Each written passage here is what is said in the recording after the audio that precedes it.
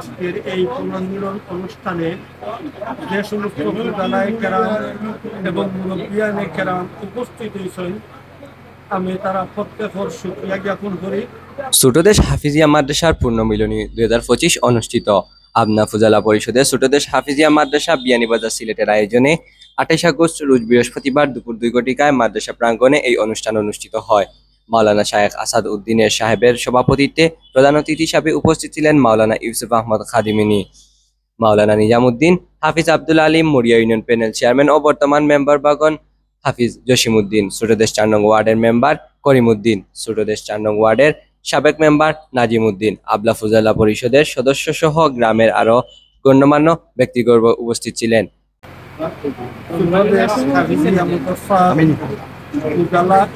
আপনার সংগঠনের উদ্যোগে আয়োজিত আজকের এই পুনর্মিলন অনুষ্ঠানে যে সমস্ত ফুলদানায় কেরাম এবং মুরব্বিয়ানে কেরাম উপস্থিত হয়েছেন, আমি তারা প্রত্যেকের শুকরিয়া জ্ঞাপন করি। সাথে সাথে এই মাদ্রাসার খিদমত করি যে সমস্ত মুরব্বিয়ান এবং আসাতিজায়ে কেরাম খবর বর্ষী হয়েছেন, প্রত্যেকে আল্লাহর জন্নতের মেহমান হিসাবে কবুল করতে এই কথার কামনা করি। এবং যারা এখনো জীবিত অবস্থায় এই মাদ্রাসার খিদমত আঞ্জাম দিতে আছেন, আল্লাহ পাকে তারা দুনিয়া এবং আখিরাতের কামিয়াবি নসিব করুক এই কথা কামনা করি। এই ফুজালায়ে কেরামের আন্তরিকতা এবং এলাকার কমিটির সদস্যদের আন্তরিকতা প্রমাণ করে এই কথা যে এই মাদ্রাসা দিন দিন ইনশাআল্লাহ আরো সামনের দিকে অগ্রসর হইব।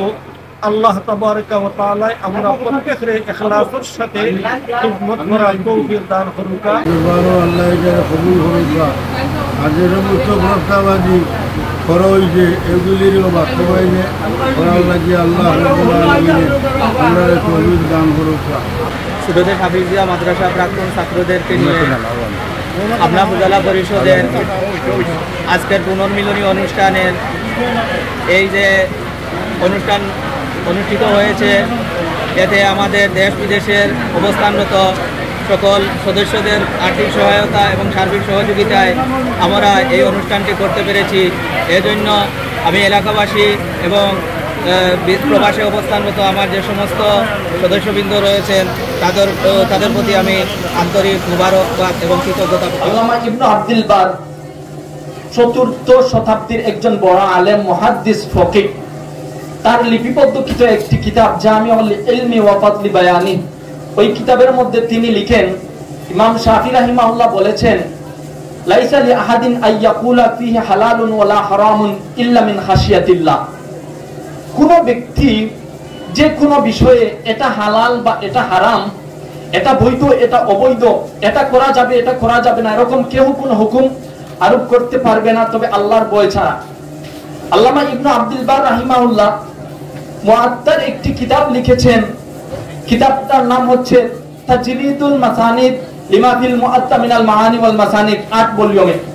সেখানে তিনি লিখেছেন, ইয়ারফাউল্লাহুল্লাযিনা আমানু মিনকুম ওয়াল্লাযিনা উতুল ইলমা দারাজাত।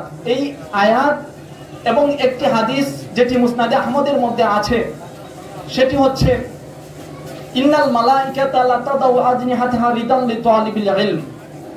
মুসনাদে আহমদের মধ্যে এই হাদিসখানা আছে, তিনি ওইটা নকল করে নিয়ে আসে বলেন, এখানে ইমাম শাফি রাহিমাহুল্লাহ খাশিয়াতুল্লাহ দ্বারা উদ্দেশ্য নিয়েছেন আল্লাহর তাজাল্লি, নূরুল্লাহ, আল্লাহর নূর যে সমস্ত ব্যক্তিদের অন্তরে রব্বুল আলামিন দিয়ে থাকেন, তারাই খুদা প্রদত্ত ইলম অন্বেষণে সফল হয় এবং এর পিছনে লেগে থাকে। মাদ্রাসা এখানে পালা রাসূলুল্লাহ সাল্লাল্লাহু আলাইহি ওয়াসাল্লাম পড়া হবে।